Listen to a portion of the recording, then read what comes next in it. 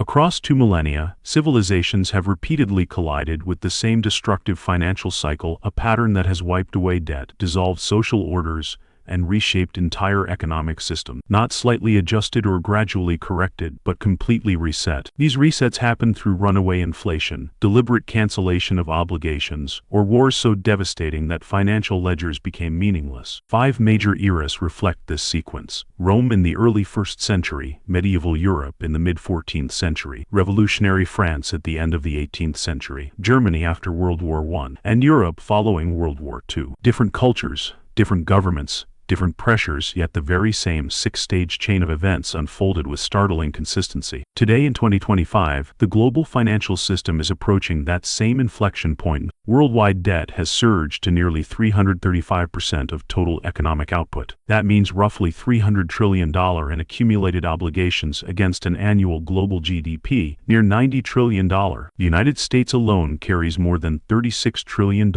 in federal liabilities. Students owe $1.7 trillion. Auto financing accounts for $1.6 trillion. Americans hold over $1.2 trillion in credit card balances. Companies owe around $11 trillion.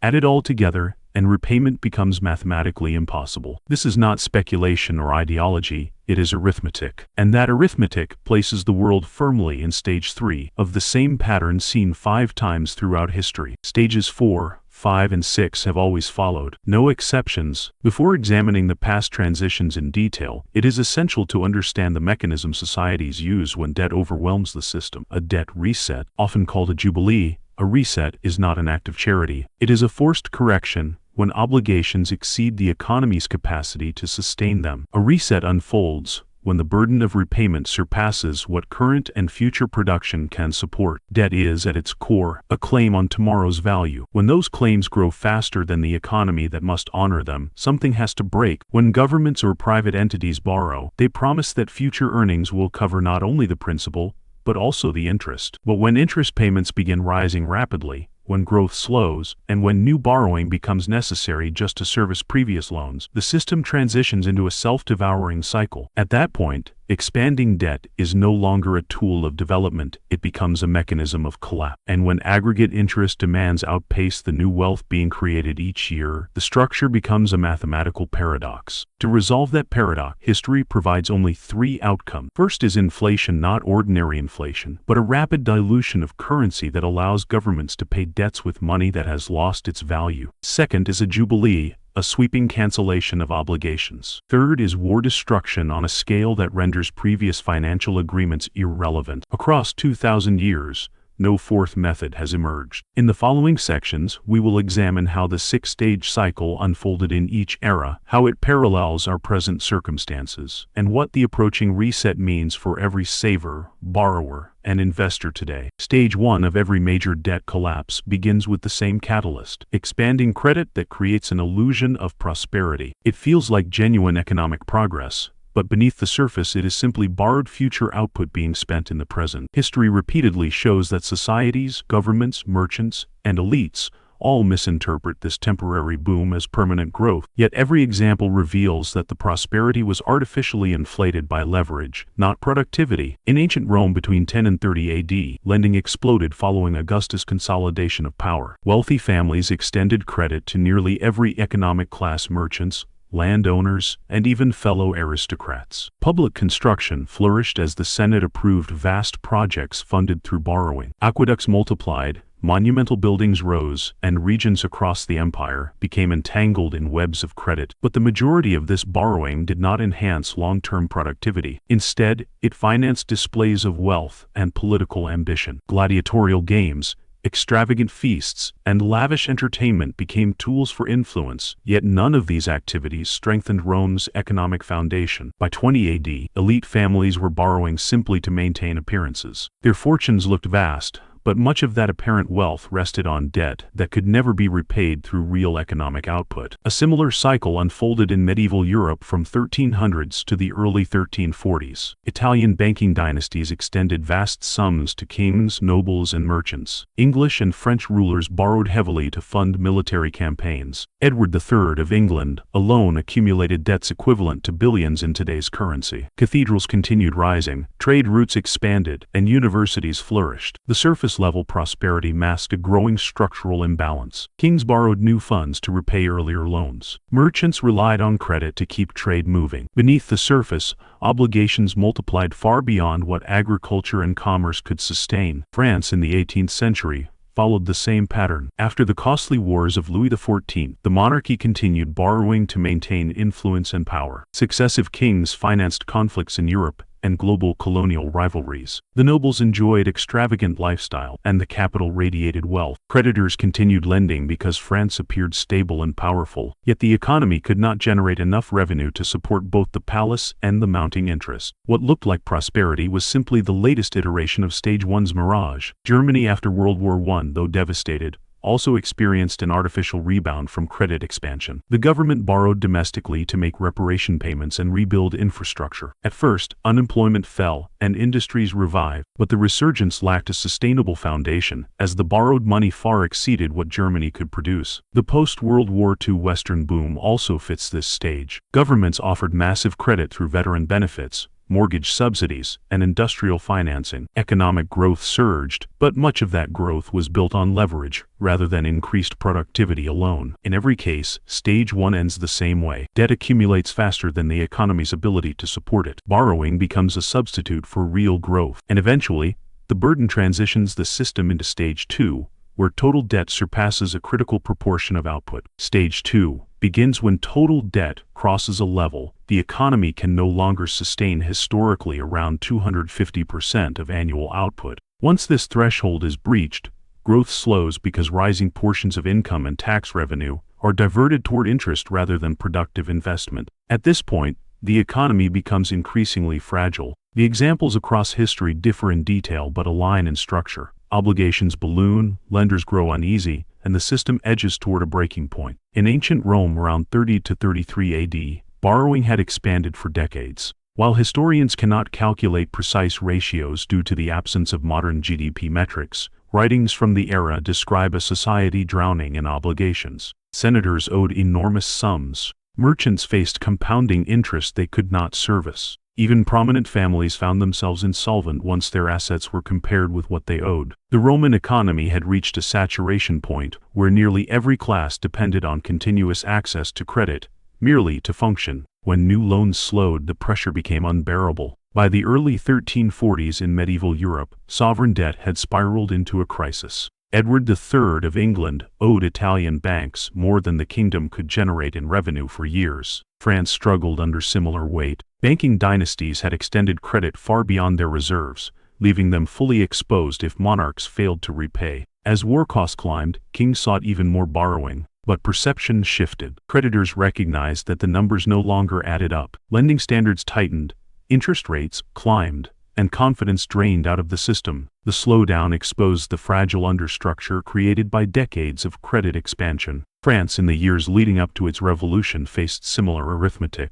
By the late 1780s, more than half of government income went to servicing interest alone. Total obligations were several times larger than annual revenue, meaning even massive new taxes couldn't close the gap. The monarchy attempted every possible remedy: new loans, appeals to nobles, proposals for tax reform, but none could change the underlying math. Borrowing had eclipsed what the state could ever realistically repay. Germany in the aftermath of World War I reached an even more extreme version of Stage 2. Domestic debts combined with reparation requirements to produce total obligations exceeding several times the value of national output. The government relied on its central bank to support payments, but the imbalance between production and liabilities made the system fundamentally unstable. A crisis became inevitable. In the modern era, the world crossed the critical debt threshold after the 2008 financial collapse. Instead of shrinking, obligations expanded at an accelerating pace. Governments, households, and corporations all relied on cheap credit. By 2020, global debt stood above 320% of GDP. Then came another surge of emergency spending, pushing the world even deeper into unsustainable territory. The United States exemplifies the pattern. Federal, corporate, household, and financial sector obligations together exceed 300% of national output. That puts the nation firmly in the second stage. Once here, history shows that the next transition is almost automatic. As interest costs rise and growth slows, the system moves into stage 3, where servicing the debt consumes nearly all new economic output. Stage 3 is the point where the system's internal math becomes undeniable. Interest payments begin absorbing all new economic growth, leaving no room for productive expansion, public investment, or meaningful debt reduction. At this stage, every dollar of fresh output is effectively claimed before it can contribute to progress. The cycle becomes self-reinforcing. As obligations grow faster than the economy, new borrowing becomes the only mechanism to stay afloat, which in turn increases the interest burden even further. In ancient Rome around 33 AD, signs of this dynamic were obvious. Creditors demanded repayment, but borrowers lacked the income to comply. Without a functioning credit market, trade stalled. Land values plunged, not because properties lost utility, but because no buyers could secure financing. The economy began funneling its surplus into debt service instead of growth. Wealth shifted from struggling borrowers to a small class of creditors, hollowing out the middle of society. With no expansion possible, the system started eating itself from within. Medieval Europe experienced the same transition in 1345. Edward III stopped payments to the Italian banking houses, triggering their collapse. The banks had lent far more than their reserves, relying on continuous repayments from monarchs and merchants. Once defaults began, the credit framework disintegrated. Every kingdom in Europe faced shrinking revenue streams while still owing massive sums. What little income governments collected went toward interest, leaving infrastructure, commerce, and public welfare starved of resources. Economic activity slowed dramatically, marking the classic symptoms of Stage 3. France in 1788 stood on similar ground. A staggering portion of government revenue was consumed before the year even began. To cover interest, the monarchy borrowed anew, creating a loop where debt perpetuated more debt. The government had no capacity to invest in the economy or address rising social tensions. When the king asked the nobility for emergency taxation to stabilize the budget, they refused, unwilling to rescue a system they believed could not be saved. The monarchy arrived at the point where the debt structure dictated national policy, a defining feature of Stage 3. Germany during the early 1920s fell deeply into this stage as well. Reparations, domestic obligations, and reconstruction needs together exceeded what the economy could produce. With so much output directed toward obligations, the government resorted to printing money. At first, inflation appeared manageable. Then it accelerated as the mismatch widened. Debt grew in real terms while the currency rapidly eroded. Within a short period, the entire system buckled. In the present day, the United States mirrors this stage with remarkable precision. Interest payments near $1 trillion annually, rivaling or surpassing major budget categories. Real economic growth produces roughly $500 to $700 billion per year, meaning interest alone consumes all or more of that expansion. Debt compounds while productive investment shrinks. Globally, $300 trillion in obligations, accruing interest at modest rates, requires far more annual output than the world actually generates. This imbalance confirms that Stage 3 has fully arrived. Once interest devours all growth, the system loses the ability to stabilize itself. The next step is unavoidable: recognition that the obligations cannot be repaid. That recognition defines Stage 4. Stage 4 is the moment of undeniable recognition, the stage when governments, lenders, and citizens all realize that the debt cannot be repaid through conventional means. It is no longer a question of policy preference or political ideology. It becomes a matter of simple arithmetic. This is the point where confidence erodes, repayment schedules fracture, and the facade of stability begins collapsing in plain view. In ancient Rome during 33 AD, this recognition became impossible to hide. A law required creditors to invest a large portion of their capital in local land, an attempt to stabilize prices.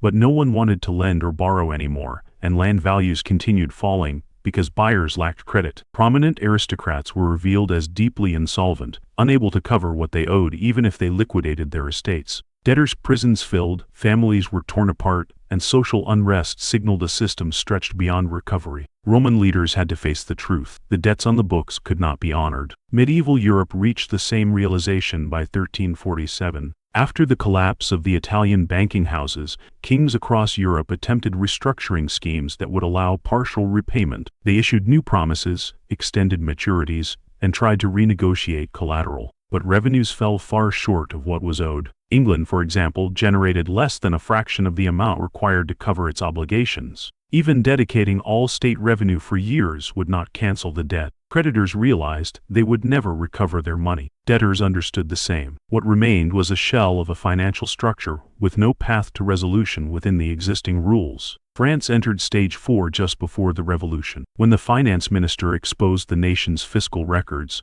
the truth could no longer be concealed. Even eliminating nearly all government functions would not produce enough surplus to cover the interest burden, let alone the principal. Every social class understood the system was unsustainable. Creditors feared a default that would wipe out their fortunes. Debtors feared tax increases that would plunge them deeper into hardship. The political system found no common ground, and frustration boiled into open rebellion. Germany in 1923 experienced this stage in its most dramatic form. Even as the mark collapsed, reparations remained tied to gold. Each day, inflation accelerated, and the gap between obligations and capacity widened. The country could not produce enough value to meet even a fraction of what it owed. Everyone recognized that repayment was impossible. The currency became a symbol of that impossibility, losing meaning as prices doubled repeatedly in rapid cycles. A system that relied on trust now operated without any. Today's global economy is confronting the same realization. Public projections acknowledge that the United States would need decades of massive surpluses,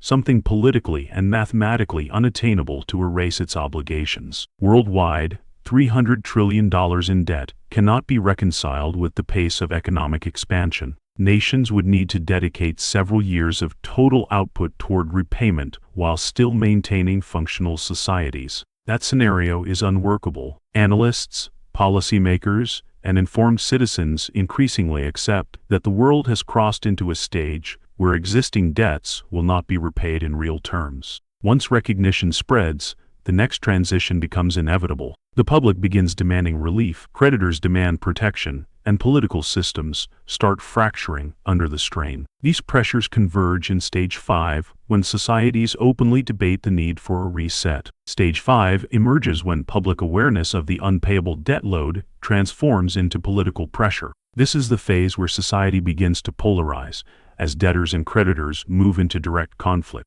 Each group demands outcomes that are mutually incompatible, and governments are forced into a corner. Political institutions struggle to maintain order, and the social fabric strains under the weight of competing interests. In ancient Rome around 33 AD, the public mood shifted rapidly. Ordinary citizens, burdened by obligations they could not meet, demanded relief. Debtor prisons overflowed, and families faced the threat of servitude. Representatives of the common people insisted the Senate cancel debts outright, arguing the financial elite had created the crisis. Wealthy creditors, however, rejected any plan that threatened their position, insisting repayment must continue. This stalemate ignited unrest. Crowds targeted the homes of prominent lenders, and the tension threatened to unravel Rome's political structure altogether. Stage 5 had fully taken hold. Medieval Europe between 1347 and 1350 saw similar tensions. Merchants who owed money to the collapsed Italian banks argued their debts should vanish with the institutions that issued them.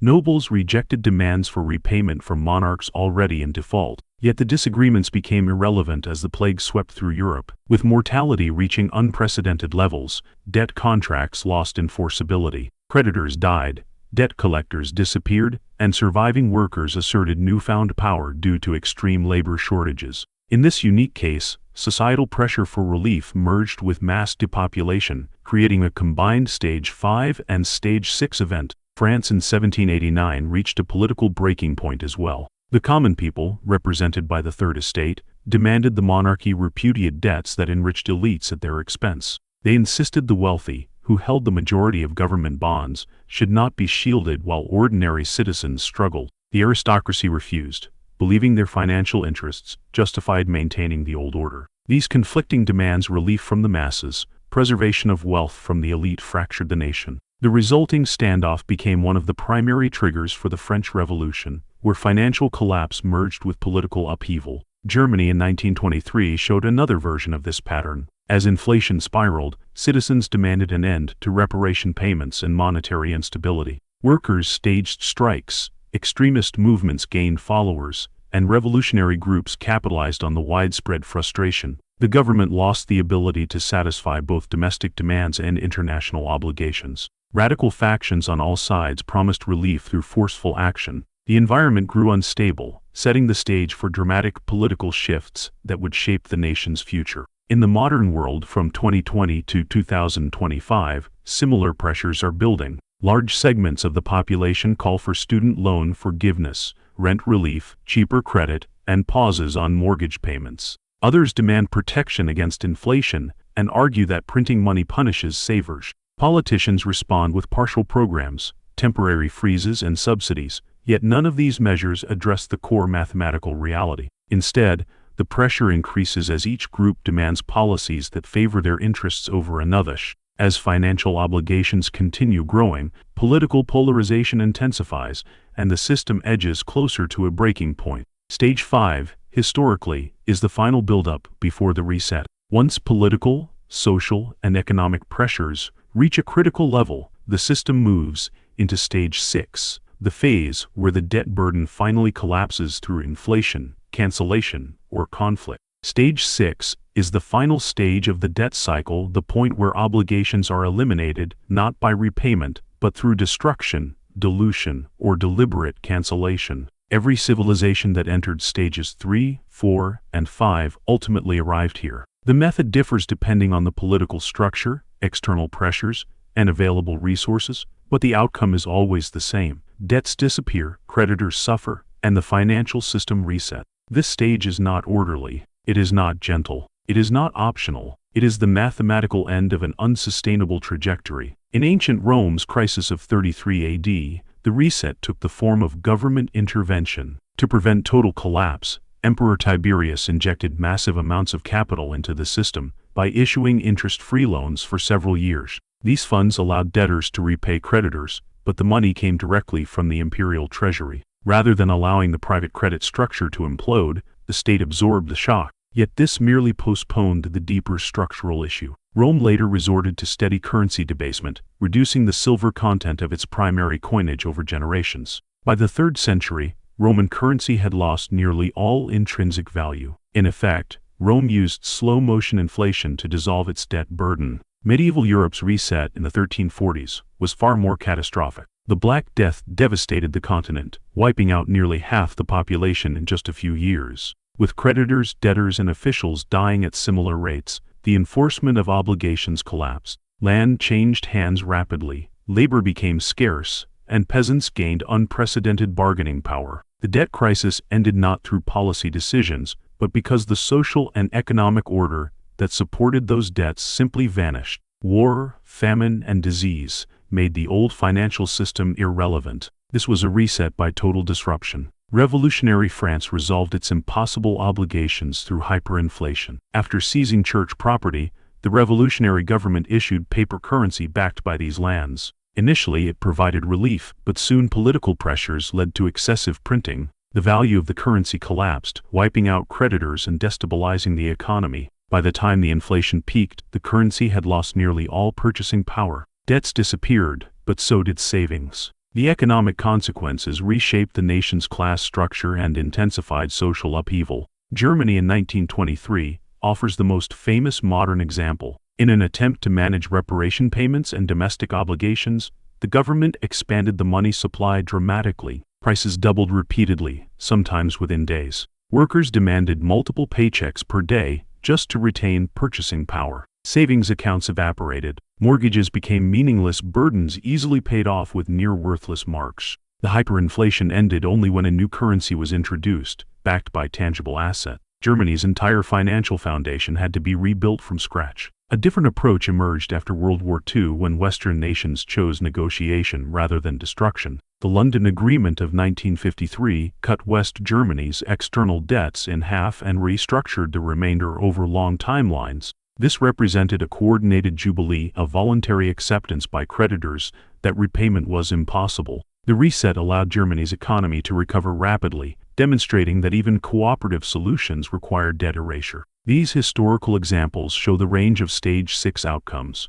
inflation that dissolves obligations, catastrophes that render them meaningless, or agreements that formally cancel them. No civilization has ever escaped Stage 6 once Stages 1 through 5 were completed. Today, the global system stands at the doorway of this final stage. What remains is determining which method will unfold. As we examine today's financial landscape, the parallels with previous cycles become clearer. Every major economy has passed through the early stages already, and the world is now positioned uncomfortably between Stage 5 and Stage 6. By mapping the six-stage pattern onto current global conditions, we can identify where we stand and which outcomes are most likely. History does not repeat perfectly, but it rhymes so consistently that ignoring the implications would be reckless. Stage 1. The prolonged period of credit expansion stretched from the early 1980s to the financial crisis of 2008. During that era, households, corporations, and governments all embraced debt as a tool for growth.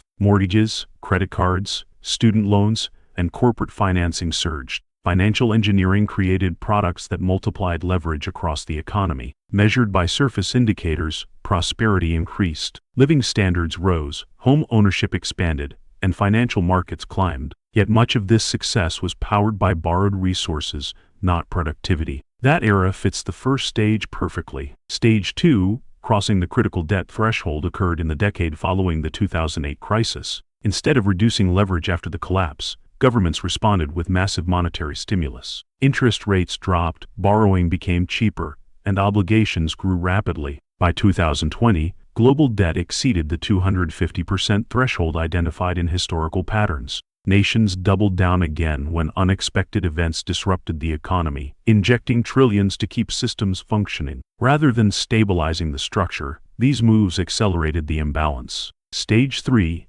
interest payments, absorbing all growth, has defined the early 2020s. The United States spends nearly $1 trillion each year on interest alone. Real growth barely matches or falls short of that figure. Globally, interest on $300 trillion in obligations eclipses annual increases in economic output. When interest payments exceed new value creation, an economy becomes trapped. The structure of modern debt makes this stage irreversible without a reset. Stage 4, realization of mathematical impossibility, has emerged gradually. Analysts, economists, and policymakers increasingly acknowledge the unsustainable trajectory. Budgets cannot be balanced, obligations cannot be reduced, and demographic pressures amplify the strain. Nations face long-term commitments that cannot be funded. International agencies release reports showing that several countries are on paths that cannot be corrected through normal policy. This recognition signals that the world is now well into Stage 4. Stage 5, public pressure and political fracture, is visible in many forms.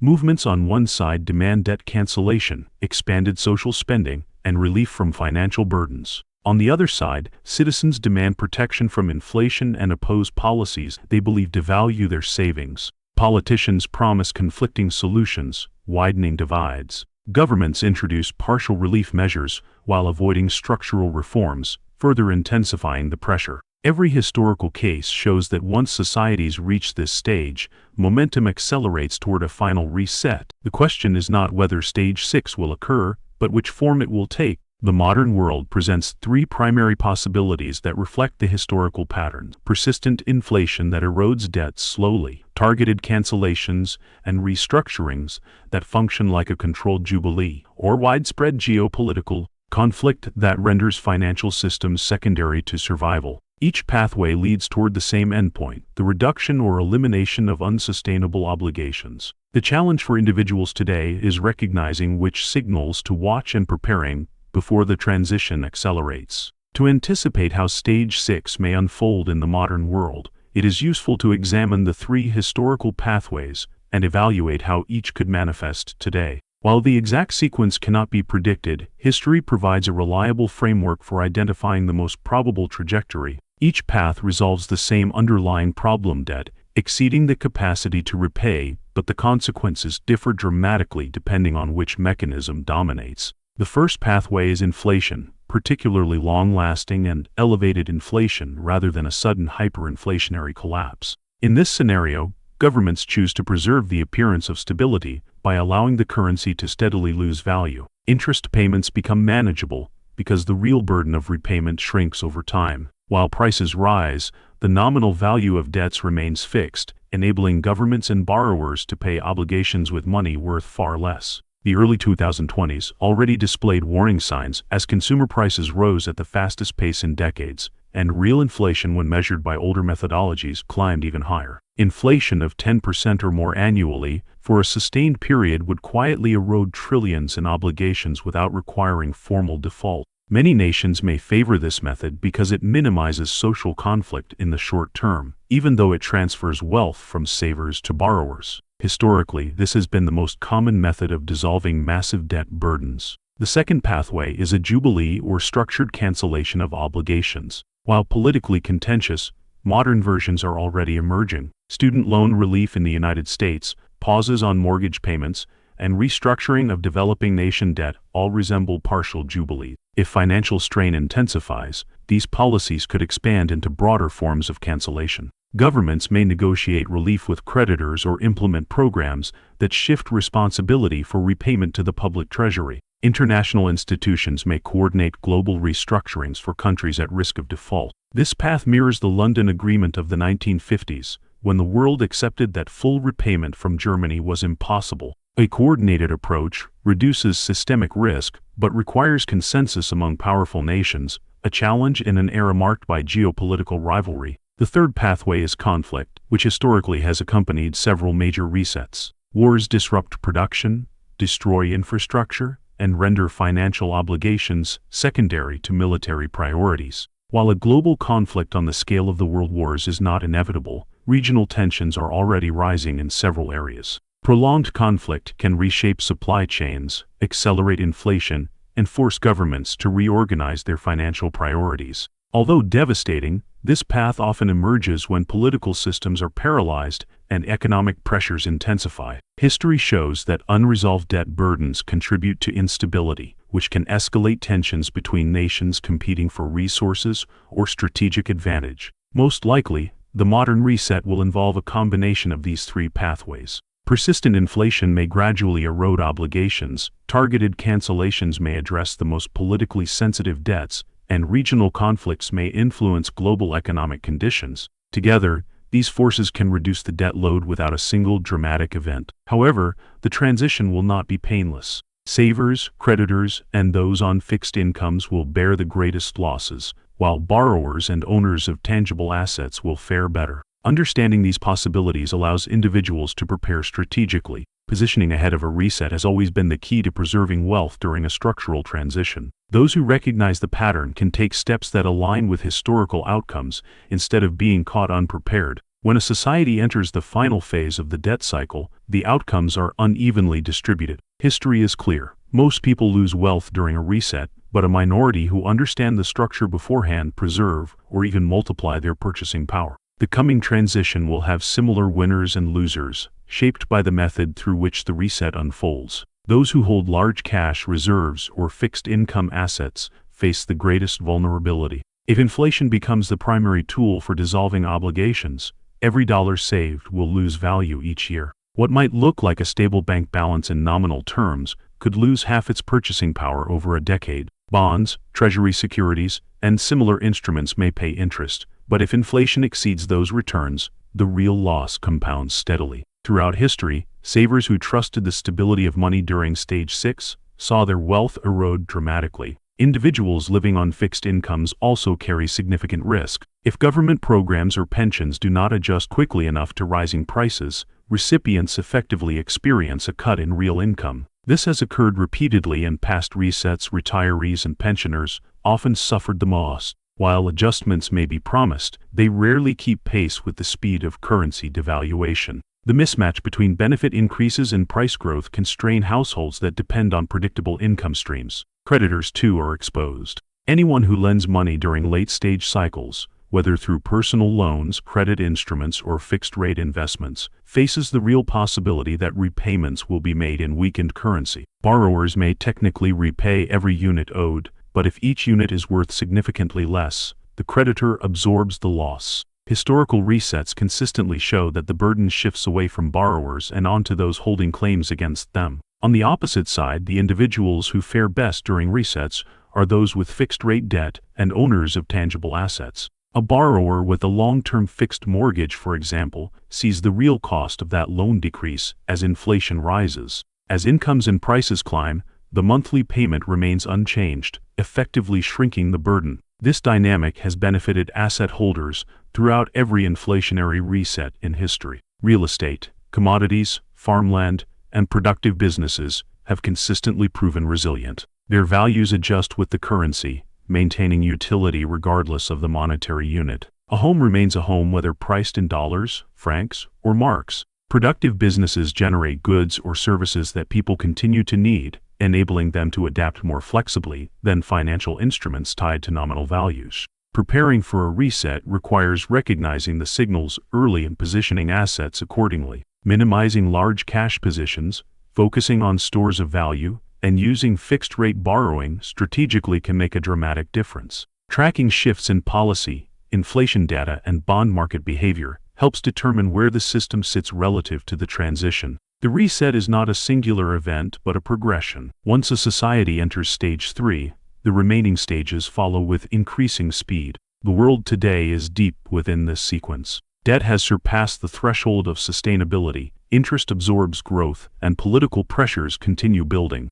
Whether the reset arrives through sustained inflation, structured forgiveness, or geopolitical shocks, the outcome is the same. The obligations will not be repaid in real terms. Across 2,000 years, the pattern has unfolded with remarkable consistency. Civilizations that recognized it survived the transition. Those that ignored it suffered avoidable losses. Today, the same pattern is advancing again, and understanding it offers the best chance to protect and position yourself before the cycle completes.